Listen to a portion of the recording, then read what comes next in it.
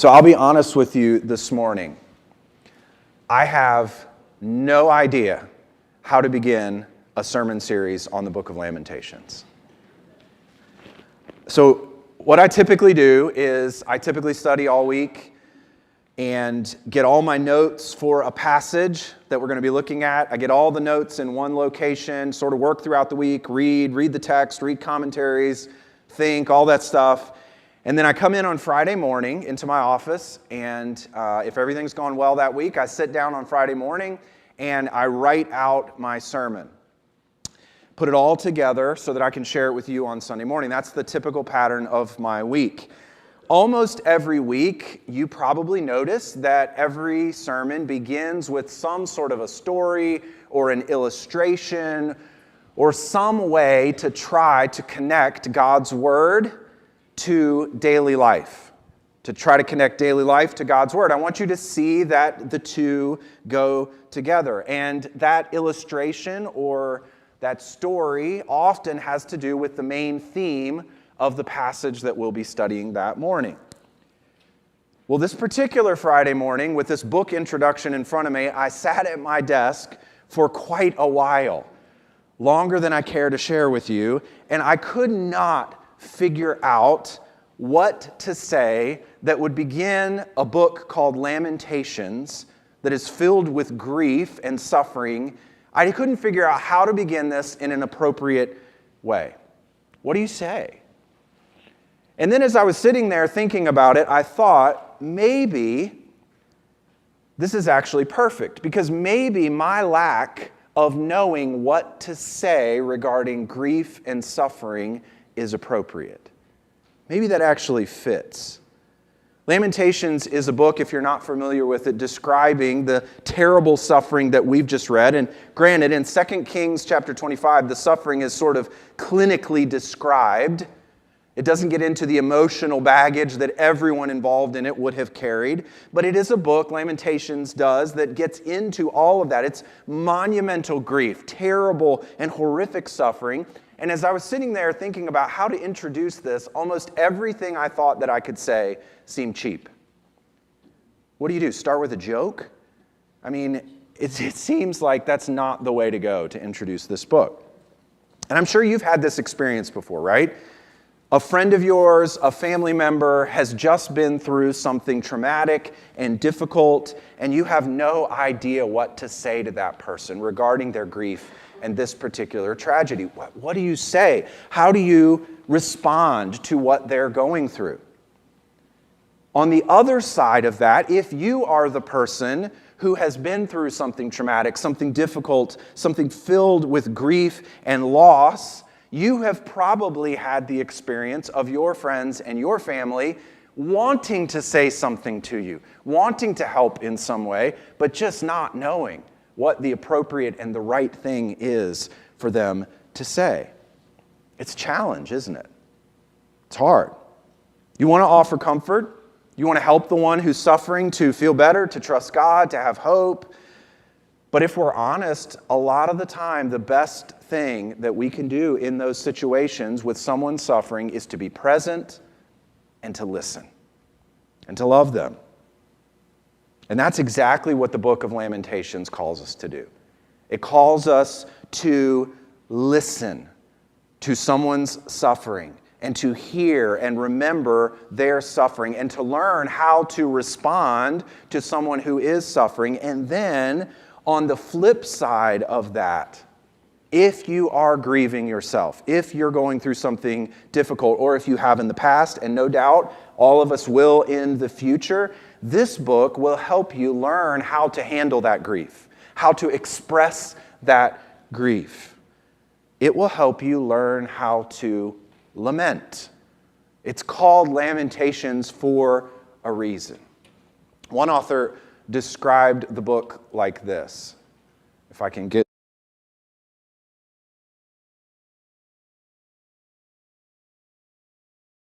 home for the sufferer. It provides the safe space, the rooms in which grief can be expressed to its limits over and over again without interruption or denial, even if without comfort as yet. Lament is not a word that we use terribly often in Christian circles, I don't think. And it's not, I'll tell you, it's not a practice that we typically associate with a healthy Christian experience. And yet, in the Bible, you may not have realized this, but almost half of the Psalms are songs of lament. They include lament, or the entire psalm is a psalm of lament, someone processing through their grief and their difficulty. And we obviously have this entire book, which is a biblical book inspired by God, given to us on purpose, intentionally, and it is a book of grief and suffering and of lament. And I think so often, and maybe the reason I've never heard this taught through or preached through, and we don't like to read it, and we don't know how to process through and deal with our grief, so often we expect to live our lives fully on the sunny side of the street. Everything we expect to go well and to be happy all the time. And if it diverges from that even one little bit, we don't know what to do with it. We don't expect suffering and grief to come, but they will find us. For most of you in this room, they have found you at some point in your life. And if they haven't yet, they will. And so we have to learn how to respond to those things with lament. And lament is God's gift to us, to be able to process through and to respond appropriately to the difficulty that comes into our lives. And we have to learn how to listen to those who need help around us, who are walking in the shadows and not on the sunny side of the street. And so to begin this learning process for all of us, I'd like to introduce the book to you. It's an overview of the book to try to help us be ready to read it and study it over the next few weeks. I'm sure it's unfamiliar to most of you. Hopefully you took some time to read it this week, and if you didn't, hopefully you'll take some time to read it this coming week. But here's what I'd like to offer to you this morning. 4 keys to help us learn to lament. Obviously, these are keys to the book of Lamentations, and they're going to help us to begin the process of learning what it looks like to lament well and what it looks like to help those around us who are suffering and going through difficulty and lamenting. And the first key to this is you have to know the historical backdrop to this book. If you just jump in and read these poems, because that's what they are, we'll talk about that in a minute, but it's 5 poems. If you just jump in and read these poems without knowing the historical context and when they were written and what they were written about, it will be very confusing to you. Obviously, these poems are dealing with the children of Israel, with the Israelites, and in particular with the southern kingdom of Judah. So let me go back a little bit, actually a lot bit, all the way back to Abraham, and I'm going to do a quick flyover to how we got to this point, okay? So all the way back in the book of Genesis, God chooses Abraham, calls him to be in relationship with God, and God makes certain promises to Abraham. God promises Abraham that he's going to bless all the nations of the earth through Abraham and his descendants. And he's going to give Abraham's descendants a piece of land that he will dwell with them in that land, and they will bless the nations from that location as they live in relationship with God. Now, Abraham's descendants end up in Egypt in slavery, and God keeps his promise to Abraham and rescues those descendants out of Egypt and brings them into that land that he had promised to them. And as he's bringing them into that land, he makes a covenant with them and establishes a formal relationship with them. And he says to them in that covenant, listen, if you will obey, if you will abide by the words of my covenant, then I will be your God, and you will be my people, and you will bless the nations, and I will do good to you. And so they have this covenant relationship that they know how to live with God in this land that he has promised to them.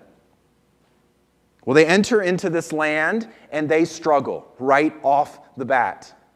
They struggle in order to obey God. And as they struggle for hundreds of years, eventually God gives them a king. And this king is named David. And he's supposed to lead them and to help them to mediate the people's relationship to God so that they can obey God and be a blessing to the nations. God makes more promises to David about his descendants. And he says, look, I promise to put one of your descendants on the throne in this land, and you're going to be a blessing to the nations. Your descendants need to continue, or they need to obey me and keep the covenant that I've made with them. And in David, the capital is established at Jerusalem, and the temple is promised to be built, and it's built under David's son Solomon in Jerusalem. And God's presence enters into that temple in Jerusalem. And that is an important point for you to know when it comes to our story in Lamentations. That was the center of life for the Jews. That was the center of God's covenant with them. They lived in this land, and God lived among them and blessed them from his presence in Jerusalem in the temple. And the kingdom that God had promised to David reached its height under his son Solomon, but Solomon turned away from God and began to worship idols. And after Solomon passed off the scene, the kingdom had started to split, and it split into a northern kingdom and a southern kingdom. Now, the northern kingdom was a complete disaster and a complete mess. But the southern kingdom had David's descendants still on the throne and reigning from Jerusalem, and they were more or less better than the northern kingdom. They were kind of a mess, but they also had some pretty decent kings. Well, the northern kingdom was such a mess that Assyria came in the year 732 and destroyed the northern kingdom and took them away into captivity. In the southern kingdom in Judah, they continued on for about another 150 more years, and this is important for you to know. They believed that because they had Jerusalem, and because they had the temple, and because they had God's presence in the temple in Jerusalem, and because of the value of that city, they believed that it would never be conquered. And they believed that they were secure because of Jerusalem and the temple and God's presence there. They believed that God would never allow them to suffer the same fate as the northern kingdom. In fact, they wrote some poetry describing the glories of Zion, of Jerusalem, with the temple there. Listen to this in Psalm 48. Great is the Lord and greatly to be praised in the city of our God. His holy mountain, beautiful in elevation, is the joy of all the earth. Mount Zion in the far north, the city of the great king. Within her citadels, God has made himself known as a fortress. For behold, the kings assembled. They came on together. As soon as they saw it, they were astounded. They were in panic. They took to flight. Trembling took hold of them there, anguish as of a woman in labor. By the east wind you shattered the ships of Tarshish. As we have heard, so we have seen in the city of the Lord of hosts, in the city of our God, which he will establish forever. You can see this expectation that they have there. God dwells in Jerusalem. Foreign kings are terrified of Jerusalem because God dwells there, and he is going to keep this city forever. And because of that, we are safe in this city forever. Now, despite that belief, and because of their continued idolatry and continued sin, God ultimately brought the Babylonian Empire to the doorstep of Jerusalem in the year 586 BC. And that's what we read about in 2 Kings 25. Nebuchadnezzar's men laid siege to this city, and it was a horrific siege. No food went in or out of the city. And the siege was there for a year, and the conditions were unbelievably unbearable in the city. You will read about them in Lamentations.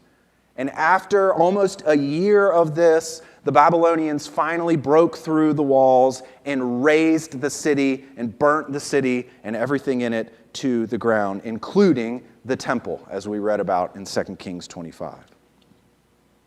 The book of Lamentations is the response of Israel to that devastation and to the destruction of the events that happened in 586 and 587. But it's not just their response and their account of what happened, it's also their wrestling with God. They're asking questions of God. How can this have happened? It seems like, God, you have abandoned us and you've thrown aside the covenant that you made with us. That's what's going on in the book of Lamentations, and that's why it's written and given to us to help us understand what they were feeling and what they were experiencing during this whole scene that we read about in 2 Kings 25. So that's the historical backdrop, and you have to understand that before you can grasp the book.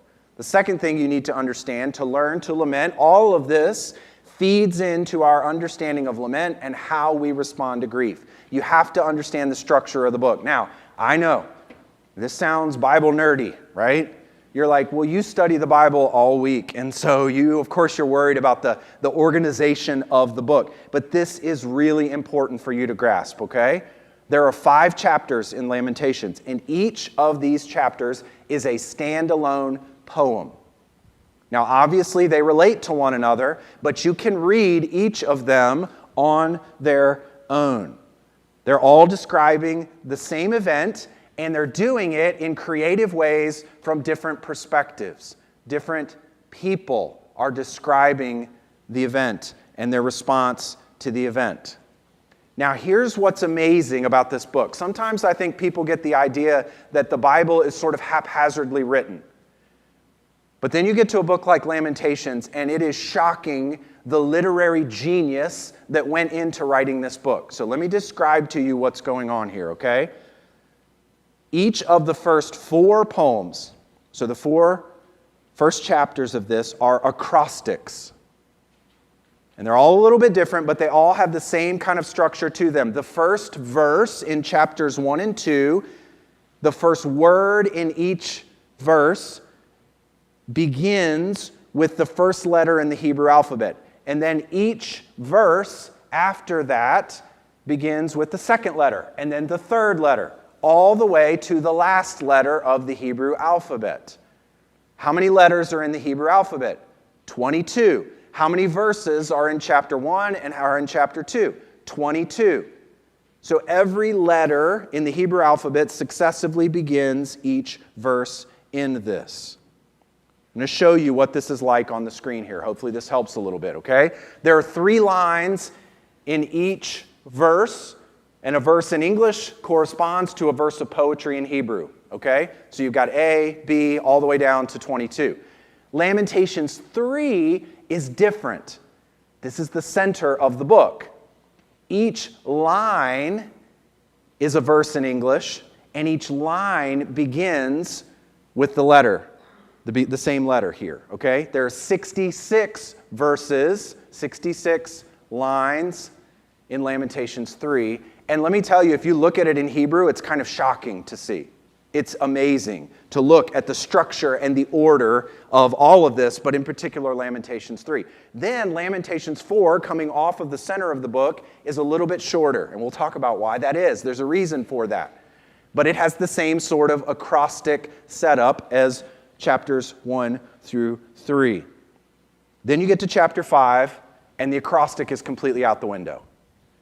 It's almost random in chapter 5. And again, there's a reason for that, and we'll get to that when we get to chapter 5. And it's even shorter than chapter 4. Now, you're wondering, okay, why? Why is it set up like this? Why is a book describing lament and grief so tightly structured and tightly ordered? Why does any of this matter to me going through the incredible suffering and grief that I'm going through? This is something we're going to talk about the whole time throughout this series, but I want to give you a couple of reasons this morning. It matters a great deal. So first of all, think of the incredible form and structure of this book as an intentional container in which to place your grief, your questions, and your suffering. It gives it a place to go. It gives form to what seems like chaos at times. I can't say it any better than this author. I think this is beautiful. The acrostic form of the poems has the effect of giving grief a shape which is itself a kind of resolution. Grief itself, by its very nature, is a rather formless thing. The mind of a person in deep sorrow characteristically moves in circles, returning again and again to the source of grief, unable to leave it and unable to resolve it. What the acrostic form does is to allow the grief to be fully expressed. Every letter of the Hebrew alphabet, A to Z, there's a completion to the expression of grief, and yet at the same time sets limits to it. Listen, if you've suffered profound grief, if you've lost someone, if you've had a relationship go bad, you know what he's talking about. If you've dealt with chronic suffering physically and chronic pain, your mind moves in circles, returning again and again to the source of grief, and it feels like you're never going to get out of it. There's no resolution. And so one of the purposes of this poem is to help give shape and order to the suffering. Grief is like being stuck in a traffic circle and going around and around with no pathway out. An ordered lament, which we're going to learn how to do. Ordered lament is like an exit to that traffic circle. It's not going to solve everything. It's not going to fix everything. It doesn't mean there won't be pain and grief, but it will be shaped in a direction. And there'll be a way to express it and to wrestle with it and to deal with it. So that's one reason that this matters so much. It's not accidental that it's so tightly structured. And the second reason that I'll give you this morning, the order of these chapters. I told you that chapter 3 is the center of the book. It's the most tightly structured. It has the most clear form in it. Not only is it the center of the book from structure, but it's the center of the book from a theological reason too. This is the chapter that I bet you know verses out of. I bet you don't know any out of 1 and 2 and 4 and 5. But I guarantee you know this passage I'm about to read to you in Lamentations chapter 3. Look at Lamentations 3, verses 22 to 24. This is kind of the center theologically, thematically, structurally. This is the center of the book, okay? The steadfast love of the Lord never ceases. His mercies never come to an end. They are new every morning. Great is your faithfulness. The Lord is my portion, says my soul. Therefore, I will hope in him. Now, you got to think about, why is this in chapter 3 and not at the end of chapter 5? This seems like a really good way to end a book on grief and suffering and lament, doesn't it? It seems like this should be where we end. It would be easy to act like the book ends here. And I'll be honest with you, as I've thought about preaching through this book, I thought maybe I should do chapter 3 at the end and go 1, 2, 4, 5, 3. Because how powerful to end here. But that's not what the author does. It would be easy to end here and say, see, there's hope. Everything's going to be fine. Just get over it. God's in charge. But that's not how the author structures the book. The book won't allow us to do that. Why? How so? Well, chapter 4 goes right back to describing the situation in Jerusalem. It goes right back to the lament. And so, here's what that means for us. Hope, this theological ideal, is the goal. This is where we want to go. This is the goal of everything. We want to have hope in God in the midst of grief and in the midst of suffering, but that doesn't mean that our daily experience won't continue to struggle with difficulty, grief, and suffering.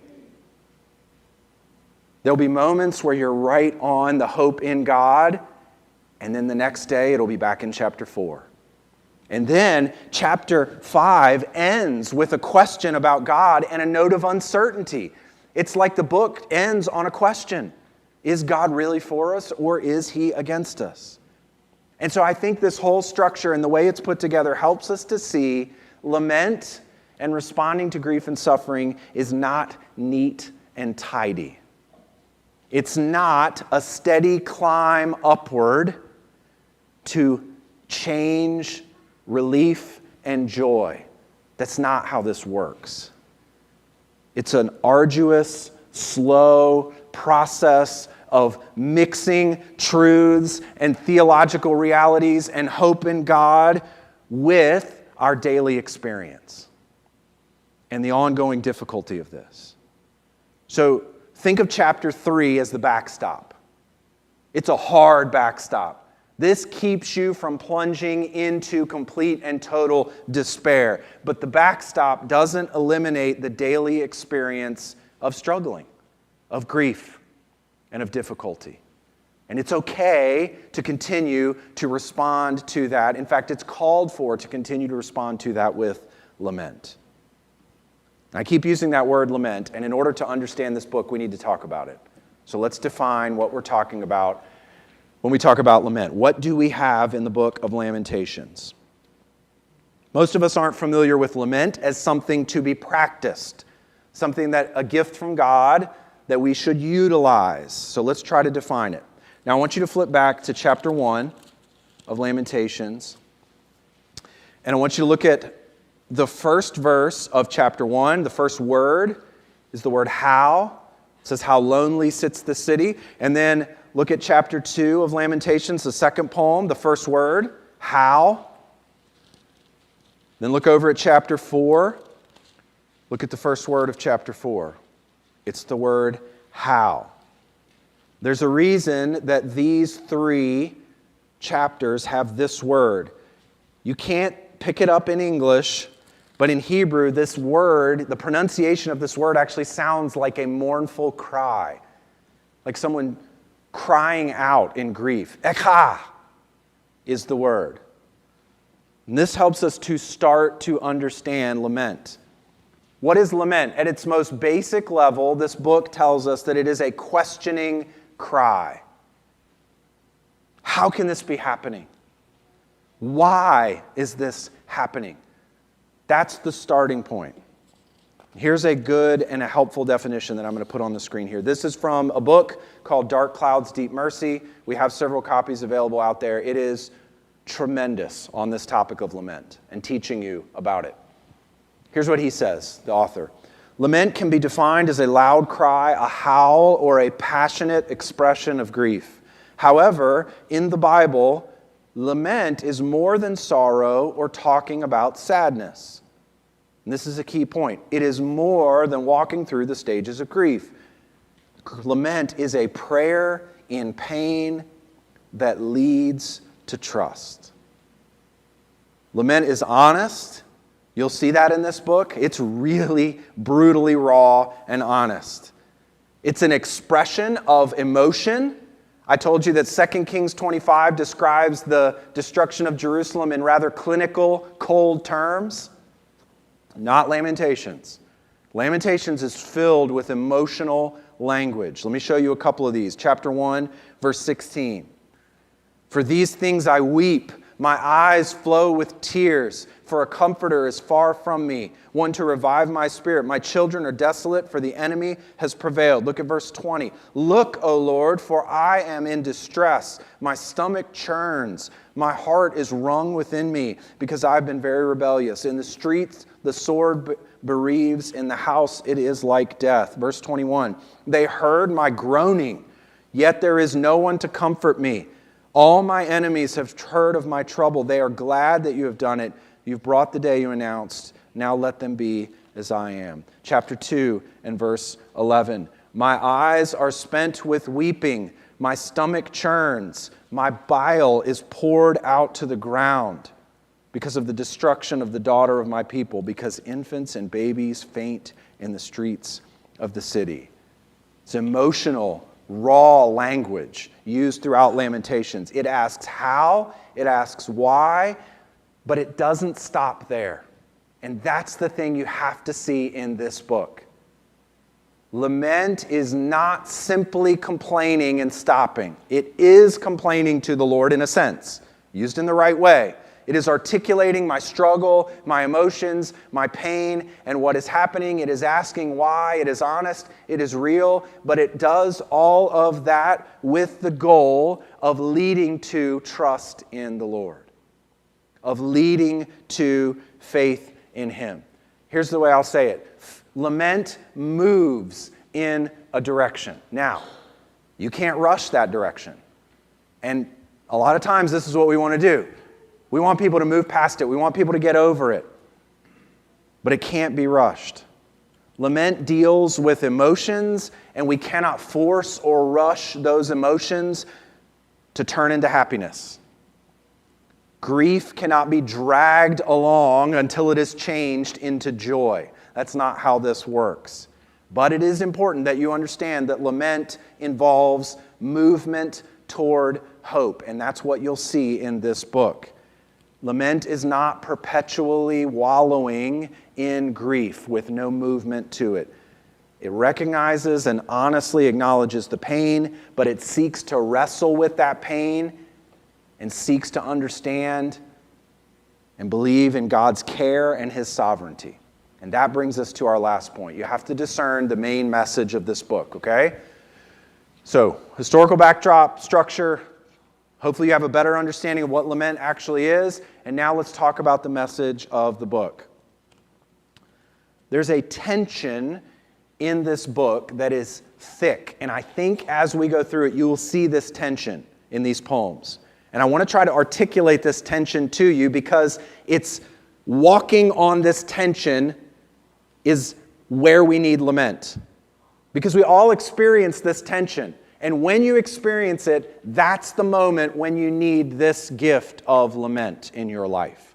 So if you don't see this tension, then you're not in the game and you're not going to understand this book. So this gets to the heart of why lament is necessary to help us come to grips with God's sovereignty and with His care and to turn to Him. That's why lament is movement. All right? So here's what's happening in the book. Those voicing their pain are directing their protests and their complaints to who? To God. It's directed to God, and they're directing their protests to Him because He's sovereign. Because He's the one that put them in this situation, just to say it bluntly. He brought judgment on Jerusalem, and it caused all of this. And so they bring their protest to Him. They acknowledge that He's sovereign. They know that ultimately He's behind it.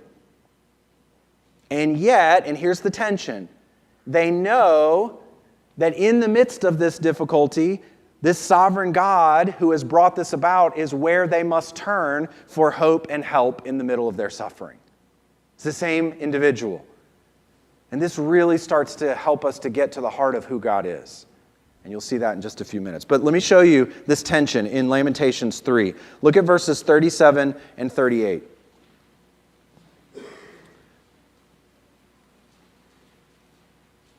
You lament because you know that God is sovereign and in control, and He's ultimately the one that has brought this to pass. Verse 37, who has spoken and it came to pass unless the Lord has commanded it? Is it not from the mouth of the Most High that good and bad come? You can see the tension there. God's sovereign. And at the same time, even though He's sovereign, because He's sovereign, now lament has to recognize this and then turn to this same God in verses 25 and 26.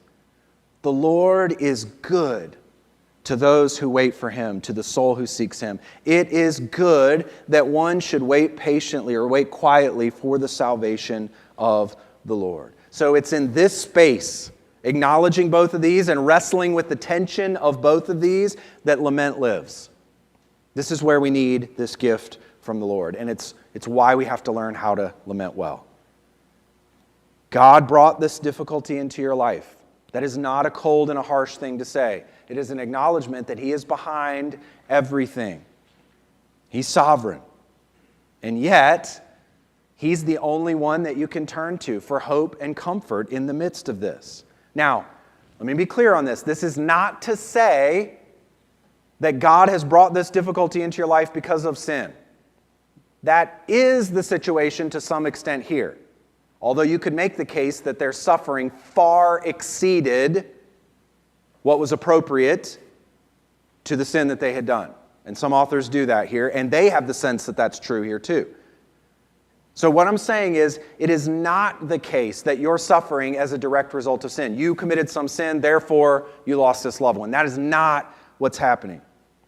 The Israelites here were suffering judgment for the sins of their ancestors and their own sins, but that isn't always the case for each one of us. We're all sinners, but you can't tie a direct line from each sin to some experience of difficulty and suffering. But regardless of why you're suffering, God is the sovereign King of the universe. And so we have to direct our questions, our concerns, our complaints, and our emotional struggles to Him. This same author that wrote Dark Clouds and Deep Mercy said this: lament is the language of a people who believe in God's sovereignty, but live in a world with tragedy. Right? There's that tension there. Man, it shouldn't be like this, but it is like this. What do I do with this? That's lament. So how do we navigate this? We turn to God who's sovereign, but here's the thing that you have to remember in this. This God who is sovereign is not distant and set apart from our world.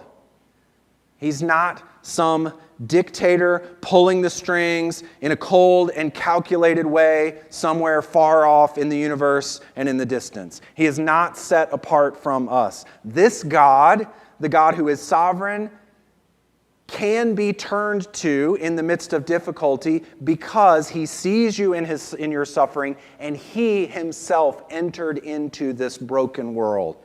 He entered into the suffering and experienced the judgment of sin for you and me. He doesn't sit cold in the distance. He came and He entered into it to bring comfort and healing to us. Isaiah 53. He was despised and rejected by men, a man of sorrows and acquainted with grief. As one from whom men hide their faces, He was despised, and we esteemed Him not. Surely He has borne our griefs and carried our sorrows. Yet we esteemed Him stricken, smitten by God, and afflicted. But He was pierced for our transgressions. He was crushed for our iniquities. Upon Him was the chastisement that brought us peace, and with His wounds we are healed. All we like sheep have gone astray. We've turned everyone to his own way, and the Lord has laid on Him the iniquity of us all. He came and entered into our suffering and took it upon Himself in order to bring us comfort and healing in the midst of it. And that's why we can bring our concerns and bring our grief and bring our difficulties to Him. And He understands and He helps. So, I'm hopeful that as we take this journey through this rather neglected little Old Testament book over the next few weeks, that God will reveal Himself to us in deeper ways regarding His sovereignty and His love and care for us. And what I want for this series for all of us is that we become a people who are able to lament. We understand what it is, and when we enter into the tension that there is in this world, that God is sovereign, and yet we almost always encounter tragedy and things don't go the way we want them to. When we enter into that tension, we can approach Him and seek His face and find comfort and help and hope in Him. And I'm hopeful that we'll grow in our trust and faith in the Lord Jesus Christ, who came and entered into our grief and our sorrow and took it upon Himself for us so that we could find comfort and healing through Him. Let me pray.